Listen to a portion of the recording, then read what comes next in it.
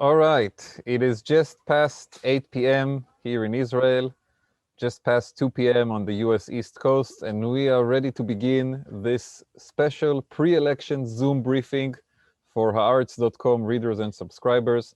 I'm Amir Tibon. I'm not actually at the Knesset, as the picture behind me might imply, but I'm joining you here this evening, at least here in Israel, afternoon or night in other places, with a great team of analysts and writers from Haaretz.com to discuss this fateful election that we are less than 48 hours from really getting into the final day of.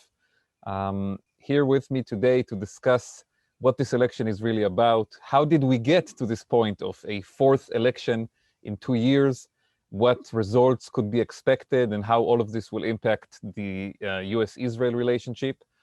We have Anshel Pfeffer, Noah Landau, Alison Kaplan-Sommer, two readers of Haaretz, obviously familiar names, and if you follow their writing, you pretty much know the answers to all the questions that I just posed. But we will go in depth today and really try to understand the inside story of this election. We are also inviting our viewers to send questions via the chat function, and during the hour-long session, I will present some of those questions to Alison, Noah, and Anshel, and you'll be able to get their take on your own questions. So we'll start right ahead. The polls in Israel are going to open in less than 36 hours, and we're expecting the voting to continue until 10 p.m. Israel time on Tuesday, which is also when we will have the first exit polls coming out. Anshel, I want to start with you. Can you give us a brief outline of what the last polls around that are able to come out before the election have shown us? They came out this weekend. And what are the trends that we are going into election day with? So Friday night, as you said, that was the last opportunity for the Israeli media to publish polls. Ever since then, we've been in a polling purdah. No way that anybody can publish polls. Obviously, polls are being made by the parties now, but they're not allowed to be revealed. And what we saw in the last round of polls, sort of from Wednesday, Thursday, going into Friday, was the last minute surge for Likud. Not a big surge, but if Likud were polling for the last 3 months, more or less, and between 27 to 29 seats, Likud are now polling at 30, 32. So it's a small jump for Likud.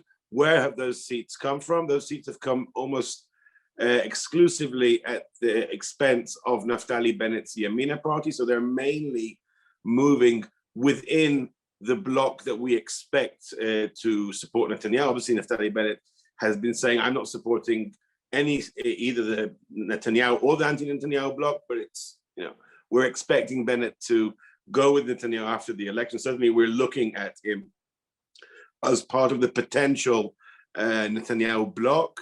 And probably one or perhaps two of those seats are also coming at the expense of Gidon Saar's New Hope party. So basically what we're seeing here is a move to Likud both within the bloc and a slight move between the blocs.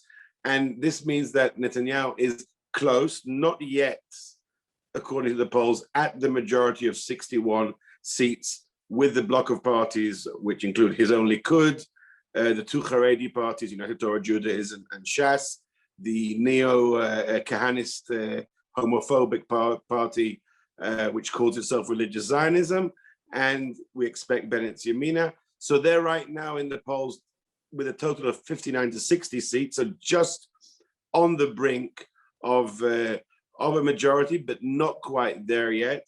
And that's the real question. Is this surge for Netanyahu at the last minute, will it continue?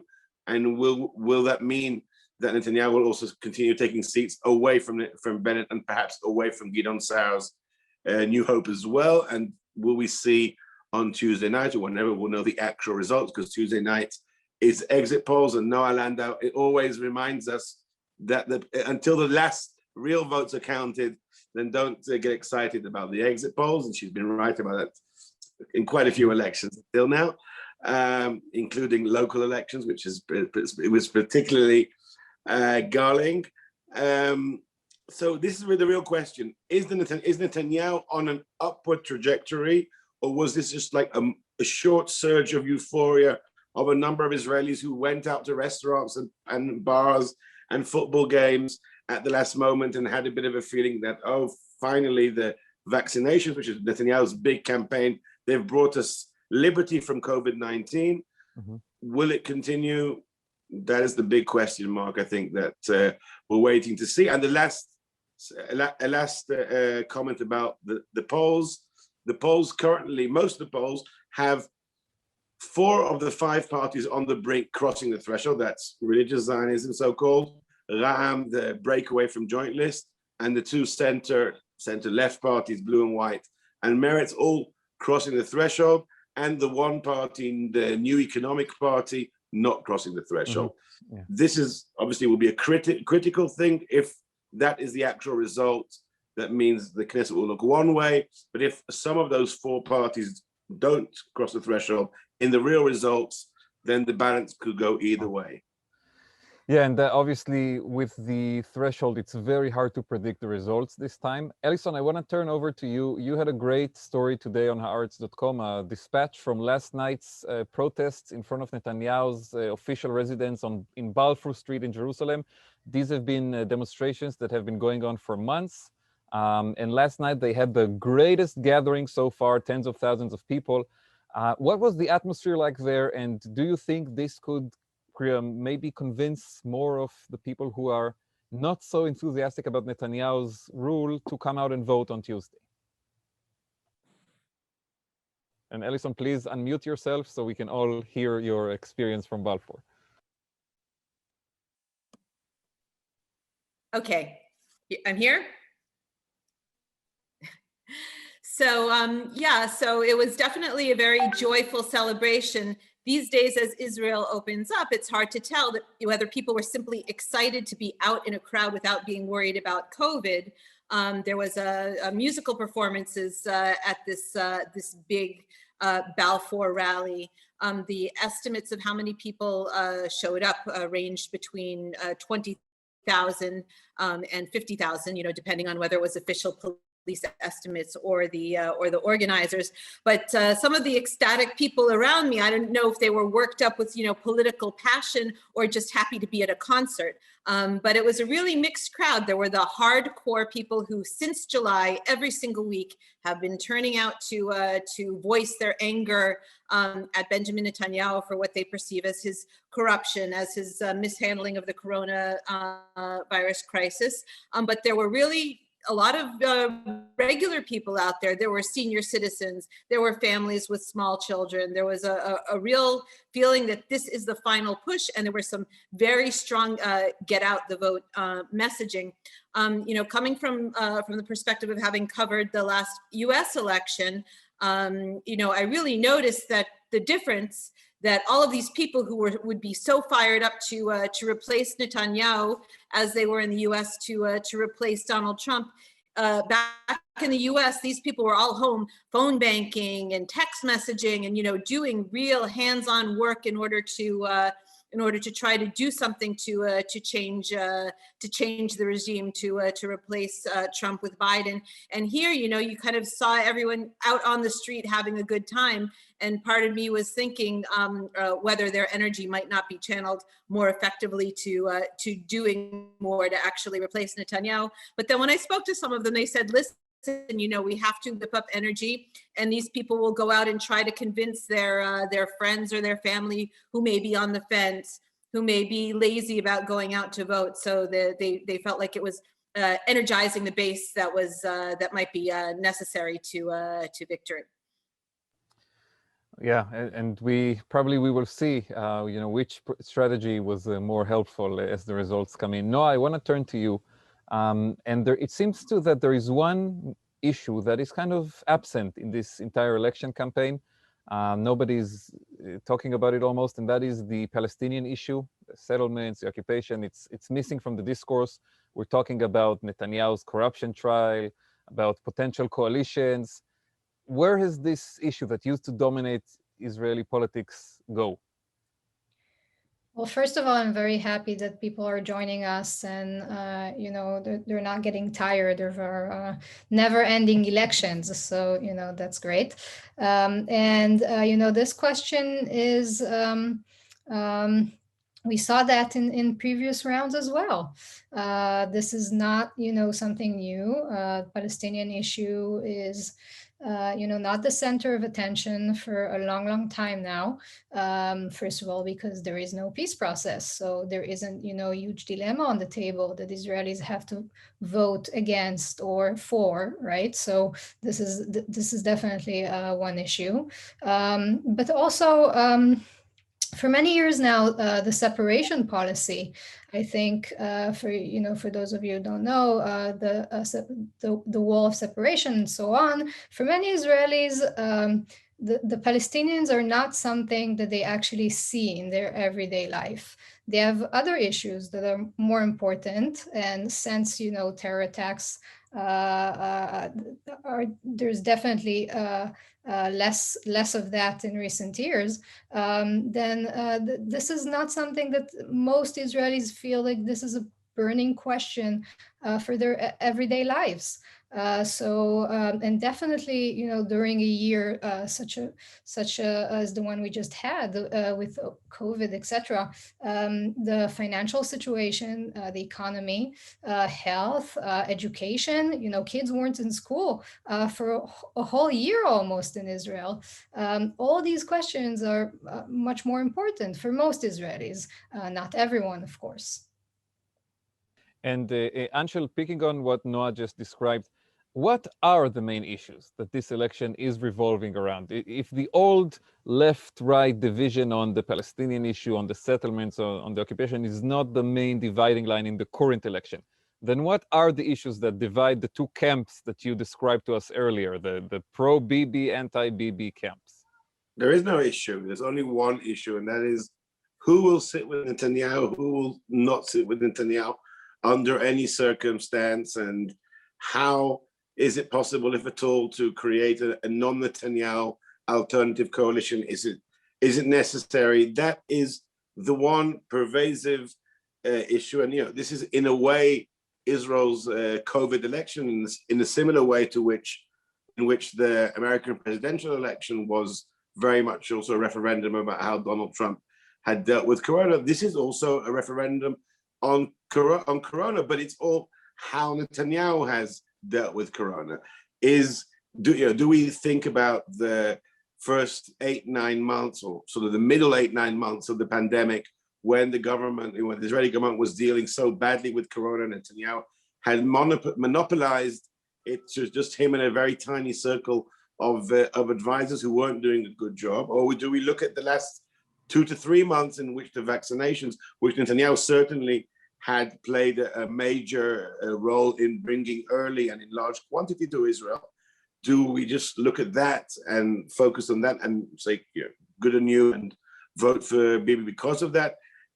It's all been subsumed by Netanyahu. With the fact that we see in this election 3 right-wing parties, we see Yisrael Beitenu of Avigdor Lieberman, and we mentioned New Hope and Yamina already.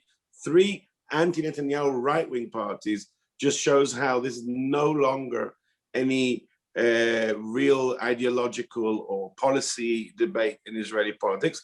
And until, as long as Netanyahu is the issue, as long as he is sucking the oxygen out of the Israeli political sphere, this is going to continue to be the situation. And only when Netanyahu, if and when Netanyahu is no longer with us as a political contender, I think only then will Israeli politics get back to normal, and we'll start talking about the issues, the Palestinian issue, the state and religion issue, different economic policies. We're just not talking about that. And I don't see that changing in the future as long as we're in the Netanyahu era. Yeah, the issues that actually define our life. We are already getting a lot of questions in our chat function for Noah and Ellison and Anshel, so keep sending them and they will have time to respond. Ellison, I want to ask you, you have spent some time on the road in the last few days and weeks reporting for us from different interesting spots, whether it's interviewing settlers in the Gush Etzion area south of Jerusalem, some of which are, they're pondering whether they should keep voting for Likud or change to another right-wing party. You went to the village of Mrar in northern Israel, the hometown of Mansour Abbas, the leader of the Islamist party, Ra'am, which could maybe be the kingmaker, the decider of the election. You actually visited me in my home in Kibbutz Nachal Oz on the Israeli border with Gaza when Mirav Michaeli was here. In those trips that you've made, do you feel that there is energy, that there is excitement, that people are interested in the election, that there's going to be, you know, at least anecdotally, a sense of involvement and high turnout, or the opposite? People are depressed, not so interested. It's kind of like what Noah said, you know, thanking the audience for joining us for another session, fourth time in a row. What is your sense from those trips that you've made to those different places? Well, two things. The first is the best analogy that I've heard of the situation is that going to the polls this time feels like attending somebody's fourth wedding. The first time someone gets married, you're all excited. You dress up in your nicest clothes. You're looking forward to it. You know, you buy an expensive gift and you're really, really ready and, you know, hoping that the bride and the groom are going to have a wonderful future. By the time you've attended that person's fourth wedding, you're not really going with the same degree of either, you know, excitement or optimism or enthusiasm. You consider maybe even not bothering to attend the wedding, you know, get dressed up, bring a present, etc. So I think, you know, that comparatively that reflects the mood with which people are going to attend this fourth wedding. The other thing that struck me in a lot of the places that I visited, obviously, you know, on your kibbutz, it was clear that people opposed Netanyahu for their traditional ideological reasons. They've never been big Netanyahu fans. But it especially struck me in Gush Etzion, in these the mainstream settlements, that there were many people, and the polls show that a majority of Israelis, you know, not a massive majority, but a definite majority of Israelis want someone to replace Netanyahu. They've had enough.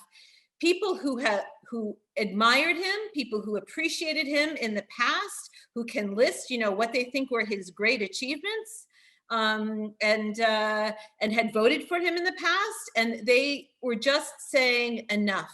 They weren't saying he was bad. They weren't saying he was evil. They weren't even saying they had opposed things that he had done, but he felt like his run had gone long enough. And even people who were his supporters were concerned about the amount of distraction that his corruption trials would cause if he is reelected, that he would not have the time or the energy to pay attention to what's good for the country. And they felt that over this time of coronavirus, that he was making life and death health decisions for the country on the basis of how they would affect his political fortunes.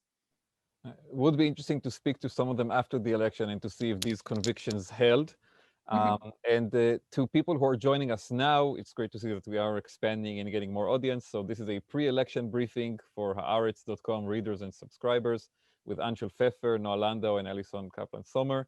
And we're talking about the different potential outcomes and the blocks that define this election, the issues that are the center of it. Noah, I want to turn to you. You wrote a very interesting article about how Netanyahu has really diminished Israel's strategic important relationship with Jordan.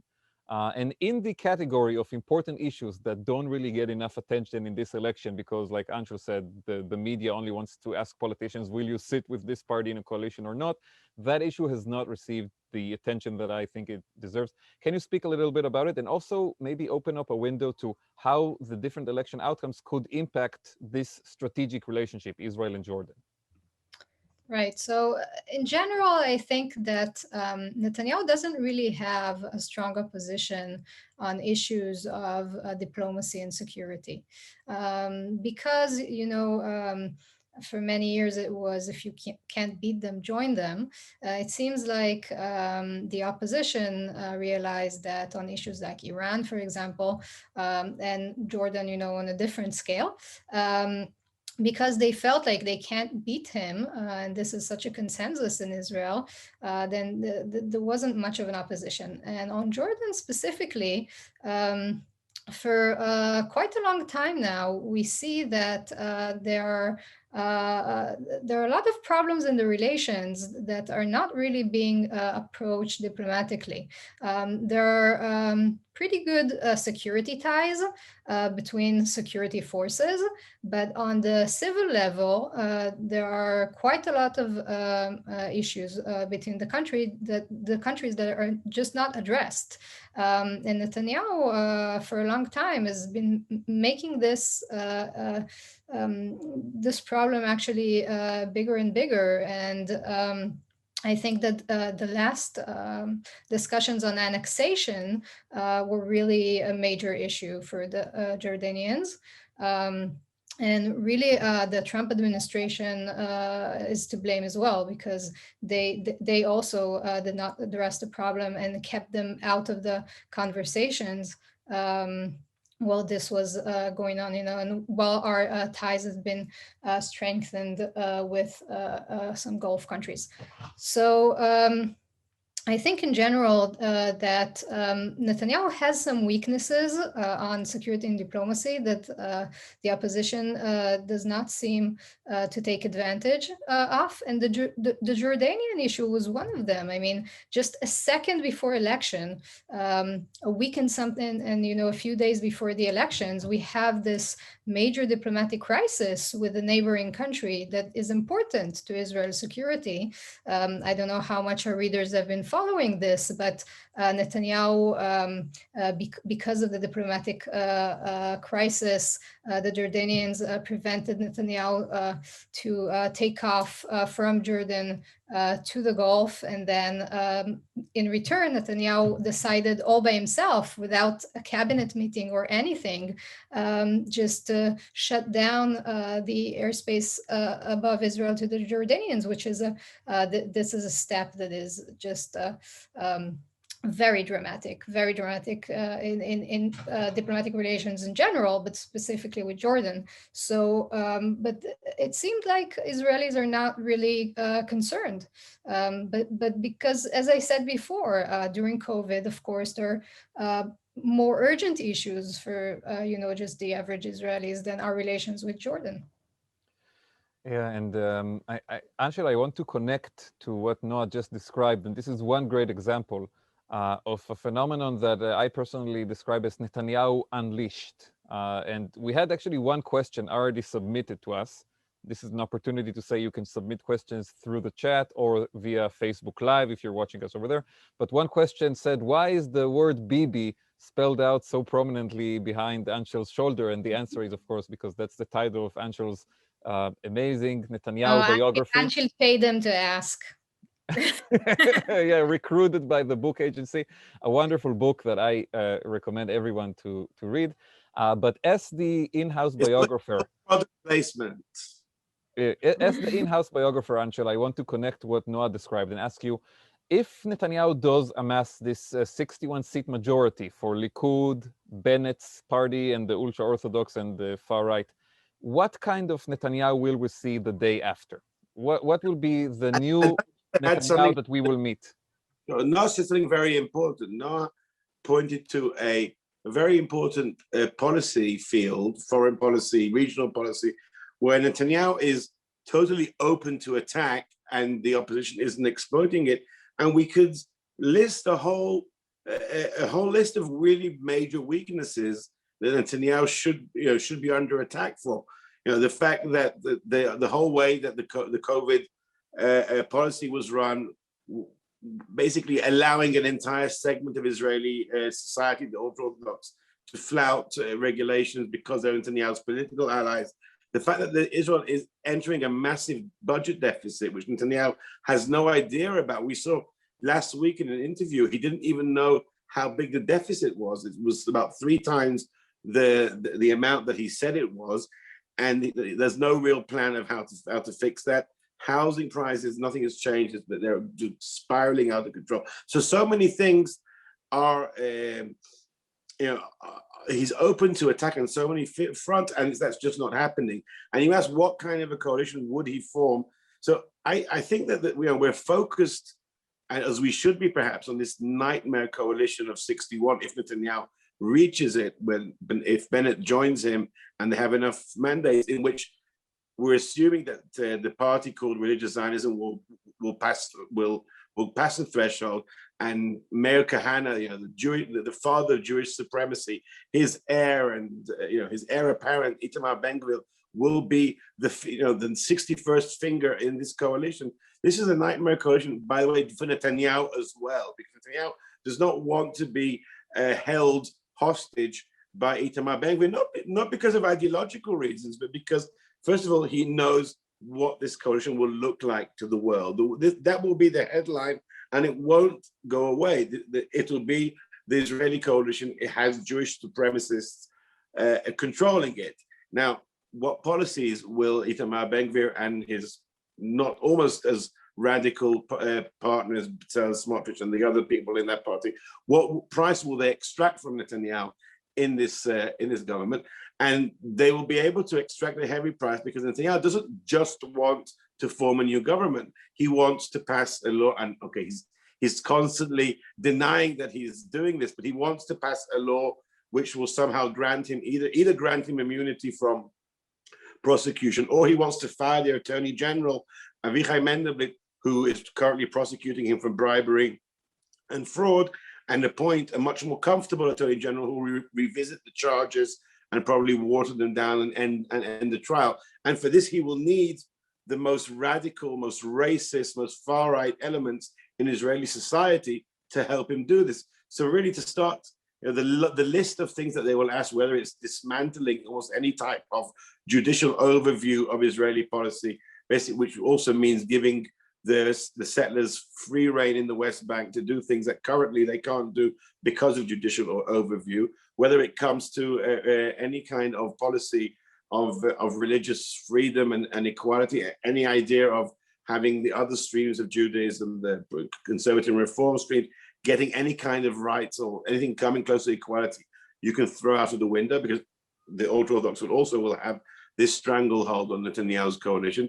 So it's really, it's a nightmare scenario, and I think Netanyahu himself will try as hard as he can to get some other partners, perhaps parts of New Hope or parts of Blue and White, if they cross the threshold, into his government to counter balance this. And this may be one of the reasons why Netanyahu won't form a coalition, even if he does get to 61, because he may not be able to breach. It's not as if Likud or Yamina are such moderate parties. Right now, they're not very moderate. But with Ben-Gvir, you say it's with Ben-Gvir, out there. It may not be possible. So they put it this way, everybody's talking now that if Netanyahu reaches 61 with Bennett, it'll be a victory for Netanyahu. It may be a victory on election night, but it's going to be a massive headache on the day after and for the months to come. So this election is 23rd, and the counting, which will take us into 24, 25, is nowhere near the end of the story of this election. Well, and we'll be covering, of course, on Haaretz.com. Alison, I want to, moving from what Anshel described, this, very religious, very far-right coalition, I want to ask you a little bit about the role of religion and state issues in this election. We had a very important Supreme Court decision on Jewish conversions recently that really ignited fire on this issue. We have a first-time candidate that could make history on issues of religion and state in the Knesset. And without disputing the fact that almost the entire focus has been on Netanyahu, yes or no, in our honest attempt to talk a little bit about issues, Palestinians, Jordan, the judicial issue, which Anshel mentioned in his critical, I want you to speak a little bit about also religion and state and the role it could have in this election and the aftermath.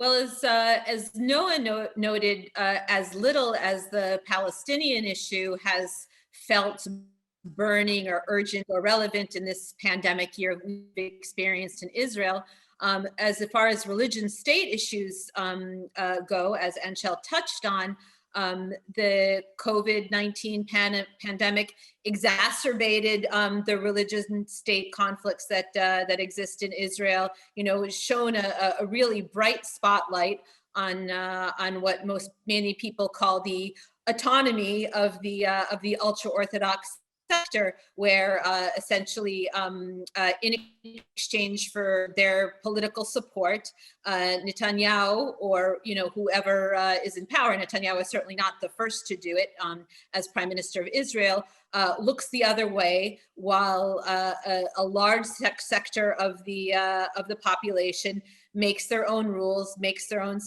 decisions, and does not look to the Israeli government as the ultimate authority on how to live their lives. And on certain things, it definitely gets under Israeli's skin, as far as not serving in the army, as far as large budgets going to support yeshivas. It irritates many in the Israeli sector, and it has been a major issue in Israeli politics.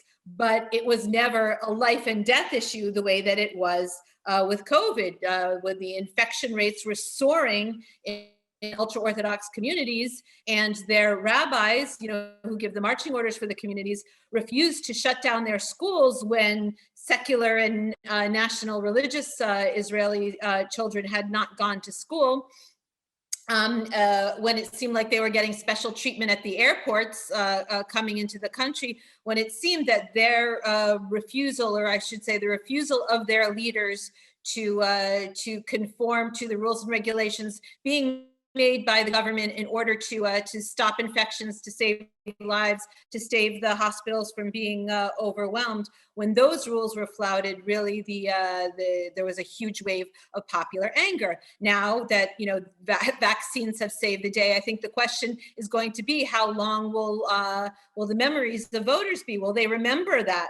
As Anshel pointed out, some of Netanyahu's opposition could certainly be pointing it out in a much more direct way than they are doing in this campaign. The only reason that I can imagine that they're not is that if they think that they have a chance of forming a coalition, they want to keep the door open to having the ultra-Orthodox party's support. And just quickly, you mentioned number 4 on the labor list is Rabbi Gilad Kariv. It looks like a labor will most certainly get into the Knesset, and he will become the first non-Orthodox rabbi to serve in Israeli Knesset. The ultra-Orthodox parties have threatened to boycott the Labor Party because of his participation. We'll see if that actually happens. And simmering under the surface of him as a symbol is this recent decision by the High Court to force the state to recognize conversions by non-Orthodox movements in Israel for the purposes of immigration to Israel. So those are the big religion state issues that are on the table right now as we head into the election. Yeah, that's a lot combined. It's a lot. And we see how issues connect, because obviously when Anshel mentioned Netanyahu's hope of weakening the legal system and changing the role of the Supreme Court, for the ultra-Orthodox, there's an interest there as well because of this recent decision on conversions and others. I want to take us to a different direction before we move on to questions from our viewers, and we have a lot of those, but you can still submit. There's still a little time to send via chat or a Facebook Live. Noah, I want to ask you about something very strange in this election. We've been used in the past 3 election cycles that around this time, in the final weeks, the American administration comes in and helps Netanyahu's re-election campaign. Once by inviting him to the White House to sign some proclamation on the recognition of the Golan Heights. Another time with a phone call from President Trump 2 days before the election to discuss an Israeli-American military cooperation agreement that was never signed for some reason once the election was over.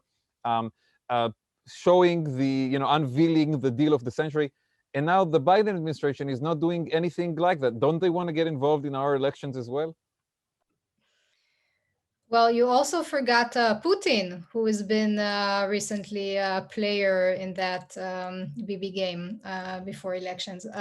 Yes, so as I said before, because Netanyahu's forte is, definitely security and international relations, he always recruits all these, we didn't always have Trump. So before that, there were other leaders.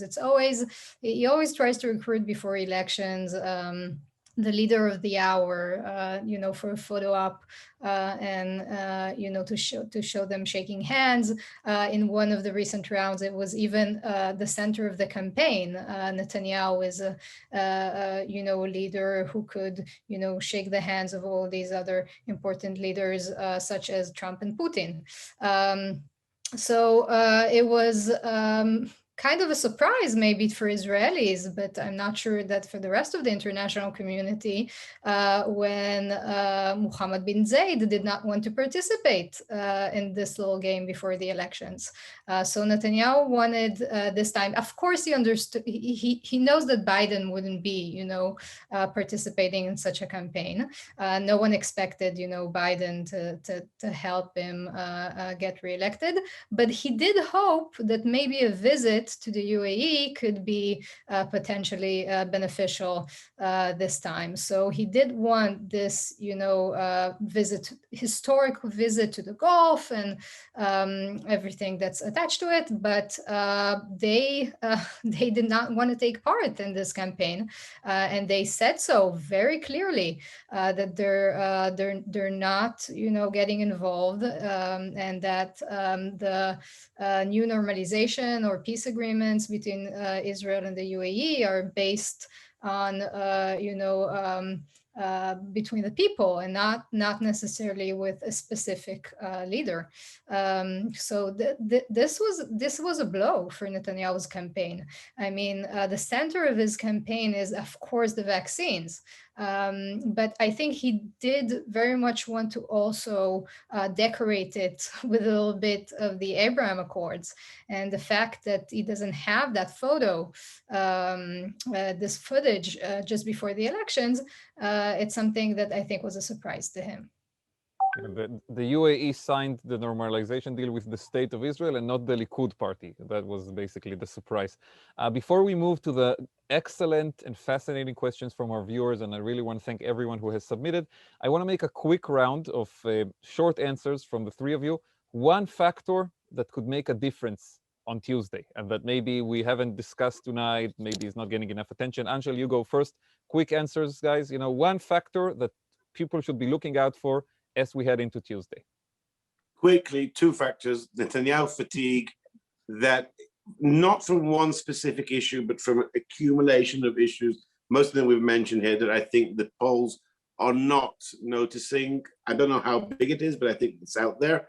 And second of all, we haven't mentioned barely Israel Beitenu, Avigdor Lieberman's party, the only party which is overtly campaigning on the anti-Haredi agenda. For some reason, they're not doing well in the polls. I think the polls aren't picking something up there because after this year of so many headlines, negative headlines about the Haredi community, I think they will pick up. I don't know where they'll pick those votes up from, but that could have an effect that the pollsters haven't yet noticed and could be part of a surprise on Tuesday night. Ellison, your turn. Turnout. All of the polling is based on expectations from the past, and we have never held an election in which, we're still in the pandemic. Lots of us have been vaccinated, but there's still about 1 million plus voting Israelis out there who are unvaccinated. Will it affect turnout? Will they believe that, taking the risk of going into a voting booth where X number of people have been before is worth it? We've got people who are in isolation. We've got people who are diagnosed cases. So we have no idea how the pandemic is going to affect turnout.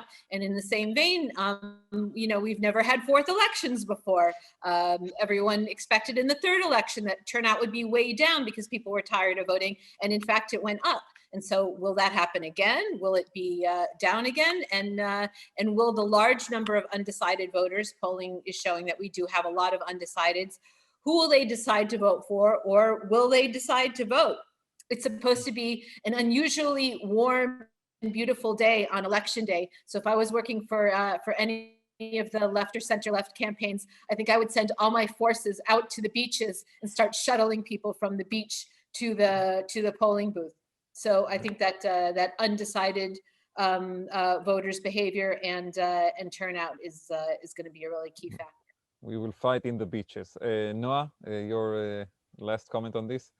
Arab turnout. One of Netanyahu's main goals these elections was, on one hand, kind of like divide and conquer and open a new page with the Arab community. But actually, one of his goals was to see that there'll be a lower turnout.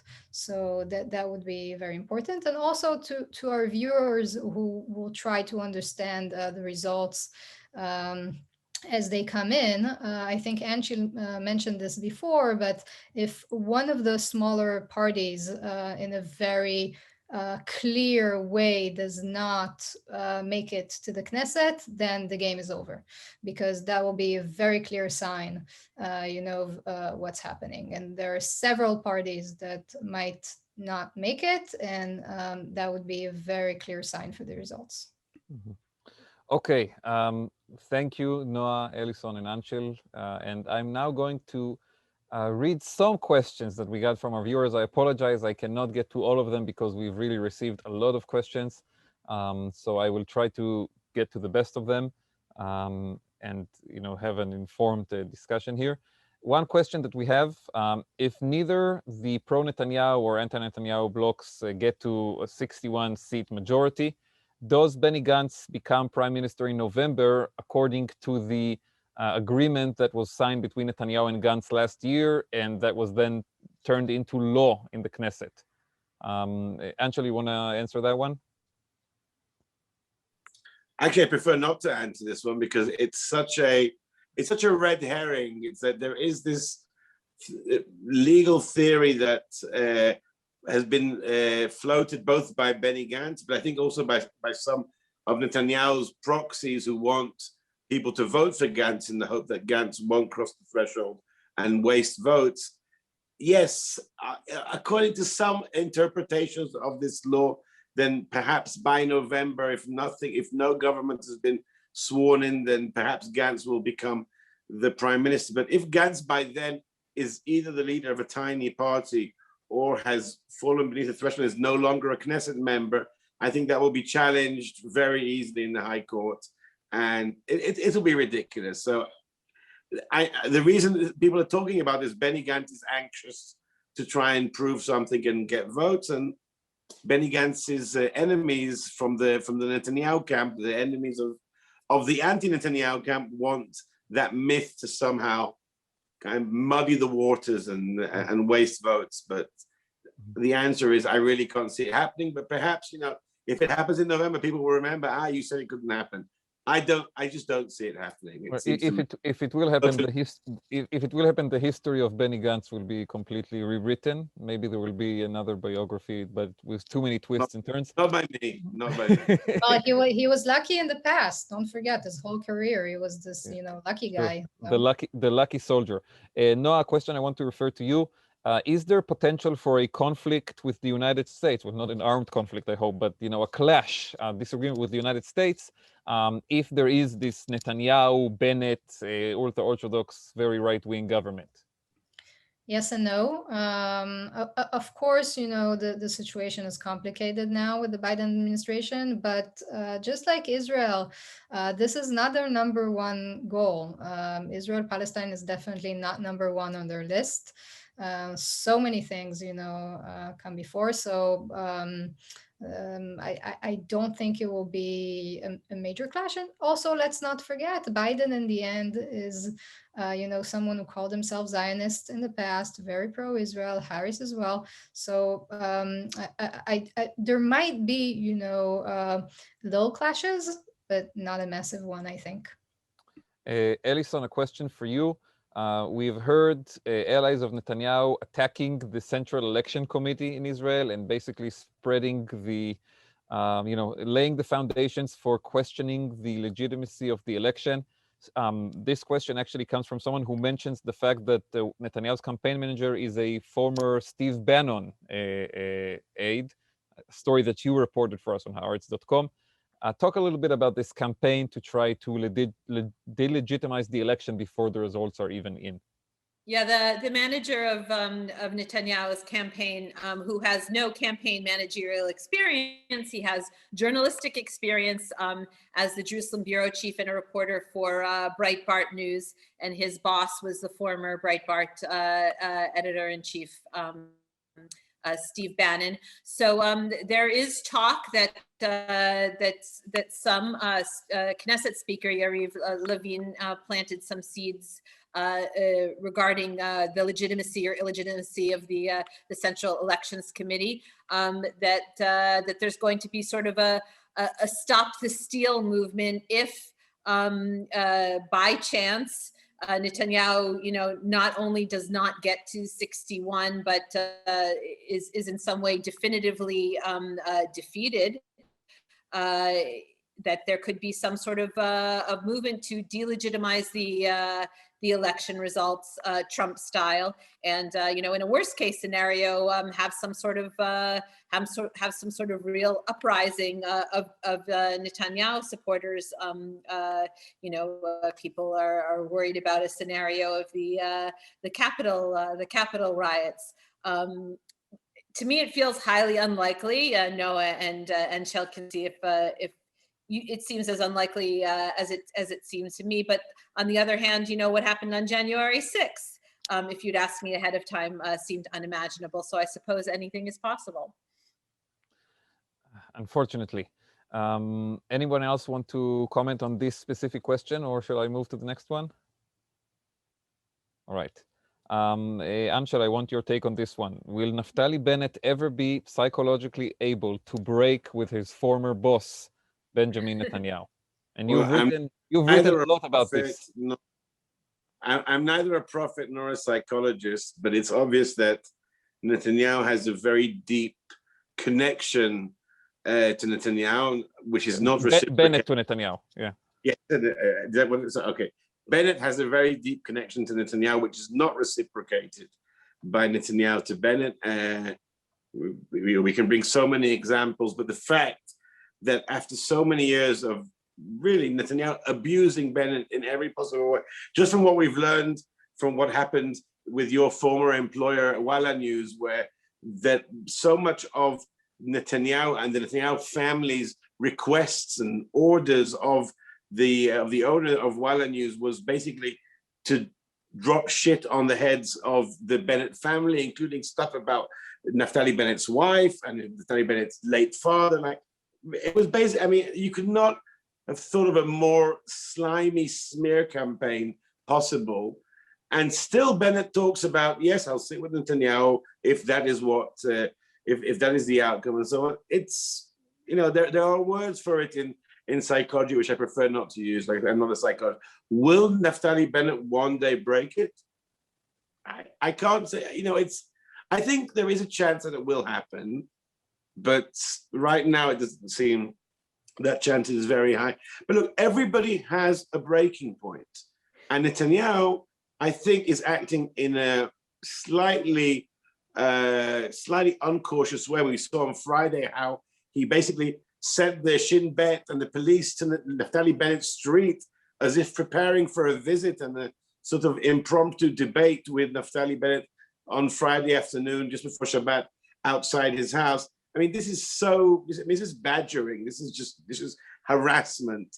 And who knows, perhaps he's finally pushed Netanyahu, perhaps Netanyahu has finally pushed Naftali Bennett close to his breaking point. And we'll see. We will see after the election if perhaps Bennett has broken those ties. But like I said, we haven't seen any signs. And the feeling is that Naftali Bennett wakes up every morning with the thought that today, finally, Bibi will call me and tell me, come home to Likud, be with me, be my number two, be my heir. You don't see Bennett yet releasing himself from this feeling. But, he's only, 49? He can still change. If I can add something here, Amir, I don't think it's psychology, it's just politics. In the end, Bennett wants to replace Netanyahu as the right-wing leader. So it doesn't make a lot of sense for a pure right-wing leader, even right than Netanyahu, to actually challenge him the way others from the center do. So I don't see this as, that, I don't think it's so much psychological as just a very, clear political decision, not to attack Netanyahu so he could one day replace him. Yeah, It's not a precise analogy, but there is a dynamic here of people on the right-wing politicians not wanting to overtly challenge Netanyahu the way that Republicans in the US don't want to overtly challenge Donald Trump, because he is a hero to many of their voters on the right. And while they may feel like they don't want to vote for him, they also don't want to see him openly challenged or denigrated in any way. Yeah, what Ellison said reminds me of the, Donald Trump, Ted Cruz dynamic, for example. Exactly, Anshel described all these with the wives involved, right? Yeah, the personal vicious attacks on Naftali Bennett's wife by Netanyahu's people. Donald Trump calling Ted Cruz's wife by terrible names, and yet Ted Cruz is so loyal to him. So maybe this is the analogy, the Ted Cruz of the Israeli politics. A question that has to do here with the role of President Rivlin.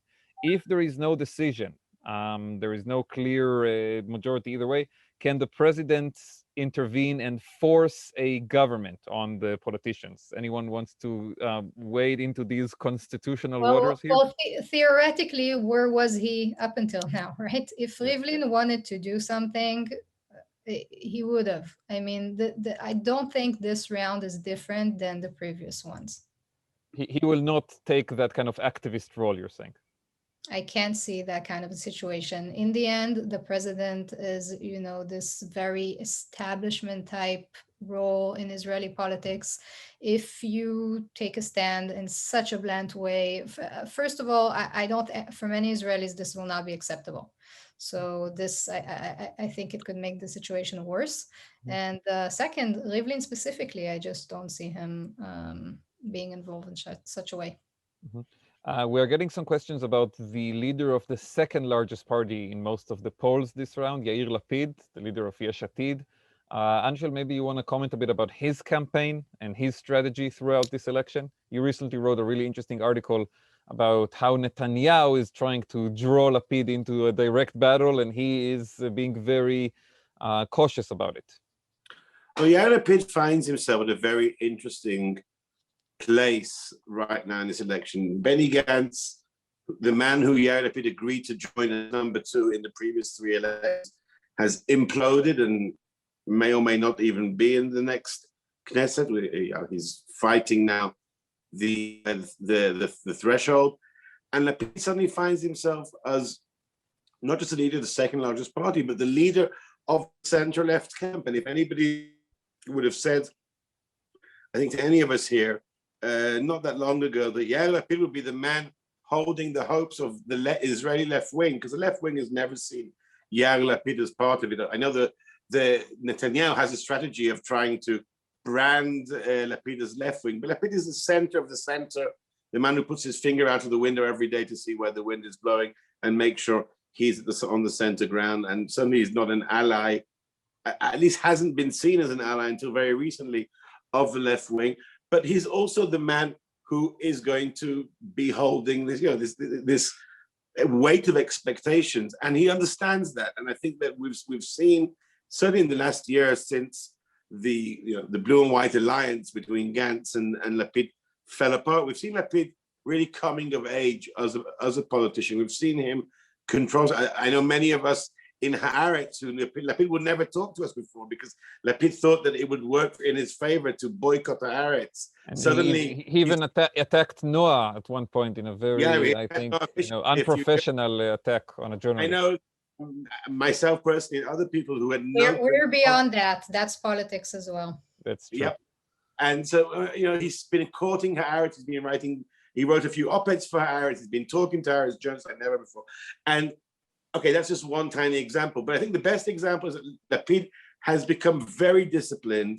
He's listening to his campaign strategist, Mark Melman, who sits in Washington, D.C. He's following his plan by the letter. Will that plan work? We don't know. But the plan has been, don't get into a one-on-one fight with Netanyahu, keep a low profile, do retail politics, talk as much as possible to voters directly, but not through the media, and don't attack the Haredim. Openly just say, use the words, we need a sane government, and that is sort of a code name for a government without Netanyahu, without Haredim. So I think it's been a very impressive way in which Lapid has followed this plan. We know in the past Lapid hasn't been somebody who can be very disciplined, but there's also the circumstances. The centrist vote is not as big as the Likudnik vote, and for the other potential prime ministers, Naftali Bennett and Gideon Sa'ar, these people who see themselves prime ministers, they are afraid of Lapid taking votes. Lapid has taken votes away from both of them. They were both at different periods in the last 6 months with 20 plus in the polls. Now they're down to 8 or 9, maybe 10, 11 seats in the polls. A lot of those seats have gone to Lapid, so they have to show that they're taking Lapid on. So I think Lapid is doing very well, but the question is, and we've been asking this question a long time about Lapid, what about his ceiling? That's a question that we're always asking, the Lapid ceiling. Is there a limit to how far Lapid can go in getting more support in Israel? And he may have reached that limit, and he may not be capable of breaking it.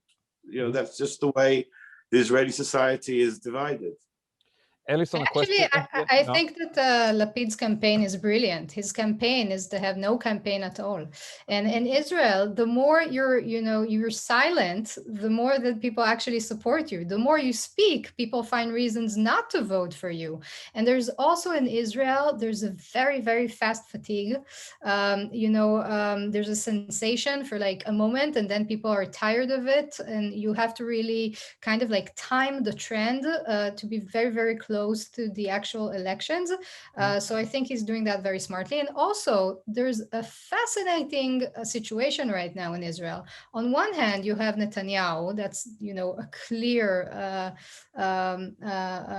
person who wants to lead the right wing. And on the other hand, you have 3 people claiming the crown. You have Sa'ar, Bennett, and Lapid. And their strategy is to kind of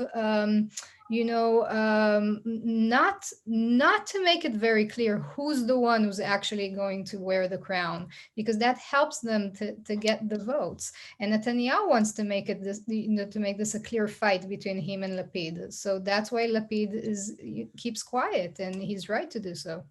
Mm-hmm. Maybe also taking a page from Joe Biden, who was the more silent campaigner in the recent U.S. election. Ellison, a question that I want to refer to you, it's about Merav Michaeli, the leader of the Labor Party.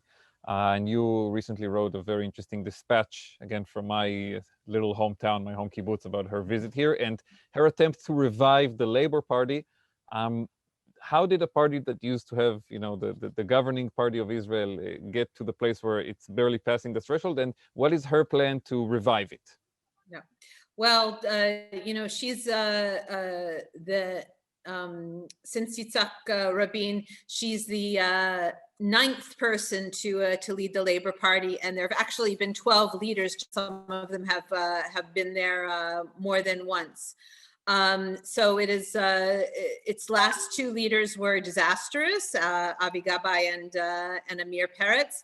They both went on strategies of, we're going to go beyond the traditional labor voters. We're going to reach into the development towns. We're going to show them that they need a social democracy. And it was a huge failure because they failed in reaching out to new voters. And while they were reaching out to their new voters, they lost their traditional base of support. And particularly in the last election, where they merged with 2 other parties, they lost their identity completely, and they became pretty much indistinguishable.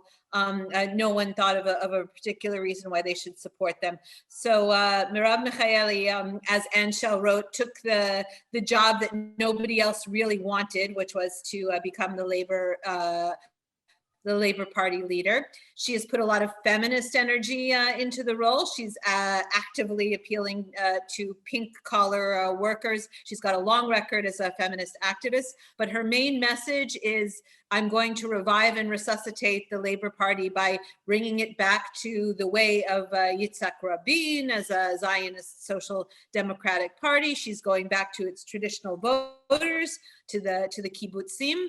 And she has raised the numbers. It's still, not a very impressive sized party, but she basically says that this round of voting, that this election is just basically to try to get the patient from being on a life support system and almost dying to getting on its feet. And it certainly is not in a position where it can fancy itself a party that can actually run to lead the country as it did for much of Israel's history, but hopefully she says it's going to be a step along the way. And I see her as making a fairly successful effort in inspiring young voters, especially young female voters, to go to the party, and also to bring back some of the traditional support.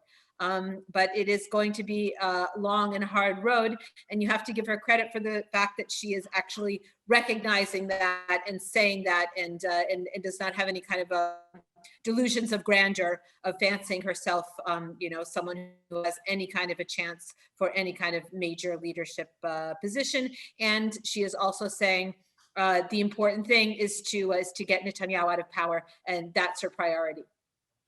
Okay, we are past time, but we still have some questions. So we will hold our panelists hostage for a few more minutes. This is a tough one. Let's see if we have a volunteer to take this one.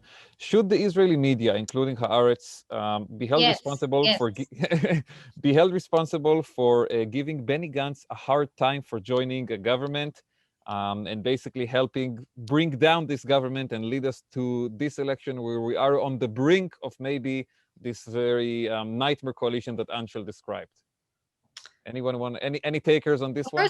First of all, yes, again, because the media should always think about the outcomes of how we cover things. It's always a good discussion. Regarding Gantz, his voters did not want him to join Netanyahu. Not the media specifically.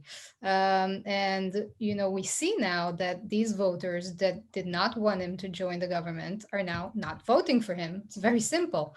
So I think the voters voted, so to speak. So I'm not sure. I'm not sure it was something that was led by the media. I think it was led by his voters. Also, there's this tendency to blame the media, which we usually see coming from the right wing, saying that why is the media so hostile to Netanyahu? Why is the media so hostile to the right wing?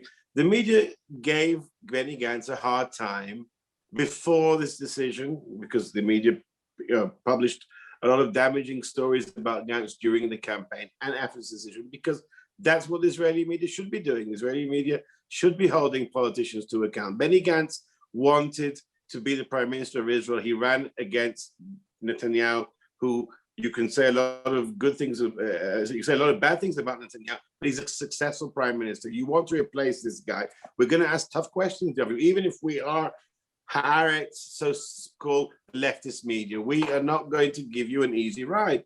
And I think it's to the credit of Israeli media that we gave Gantz a tough ride before he broke his promise and after he broke his promise. And I don't see why anybody has to, the media has to be taken into account for it. It's not our job to give any politician an easy ride. And we've given Bibi Netanyahu, ever since he went into politics for more than, for so many years now, I think by now he's 34 years in politics, we've given him a tough ride, and we'll carry on giving him and everyone else. But also in terms of facts, I mean, Gantz says in his defense that he joined the government to prevent some things from happening or defend democracy and so on. And these are issues that you can actually check and see if in fact he saved anything during his time in the government. And I mean, I think in many aspects the answer is no, but it is debatable. So it's not only a He question. points out to Netanyahu's trial continuing, that Netanyahu didn't have the ability to cancel the trial as he planned. But yeah, Right, but this scientifically you cannot prove, because we really don't know if the trial, but I mean, we'll see if What we'll would have a have? full right-wing government if he actually stops the trial. I actually think that it's better for him to have a very, very long trial, kind of prolong this thing forever, than to be this Erdogan or Putin style leader who actually cancel his own trial.